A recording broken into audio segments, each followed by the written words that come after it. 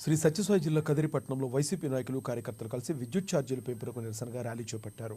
విద్యుత్ ఛార్జీలు తగ్గించాలని కోరుతూ విద్యుత్ కార్యాలయంలో విద్యుత్ అధికారులకు వినతిపత్రం ఇచ్చారు.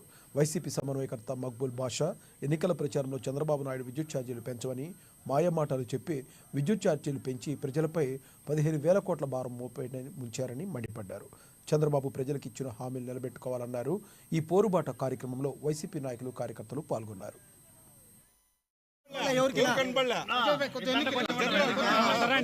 ఎలక్షన్ సమయంలో చంద్రబాబు నాయుడు గారు ప్రతి ఒక్క చోట, ప్రతి ఒక్క సందులో, ప్రతి ఒక్క ఊర్లో, ప్రతి ఒక్క పల్లెలో విద్యుత్ ఛార్జీలు మేము పెంచాం, వీలైతే విద్యుత్ ఛార్జీలు తగ్గిస్తామని పదే పదే చెప్పుకొని వచ్చినారు.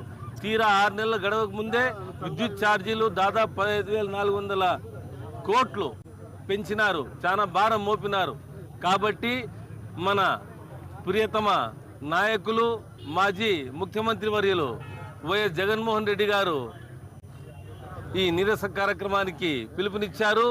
వారి ఒకే ఒక బాట, సామాన్య ప్రజలపై ఎలాంటి భారం ఉండకూడదు, కరెంట్ ఛార్జీలు పెంచకూడదు, అదే కాక సూపర్ 6 అమలు చేయాలి. ఎందుకంటే గత ప్రభుత్వంలో, మన ప్రభుత్వంలో అమ్మఒడి అయితేనేమి, రైతు భరోసానే అయితేనేమి, ఆసరా అయితేనేమి, ఇలాంటి ఎన్నో పథకాలు ప్రతి నెల క్యాలెండర్లో డేటు అండర్లైన్ చేసి ఇచ్చేవారు.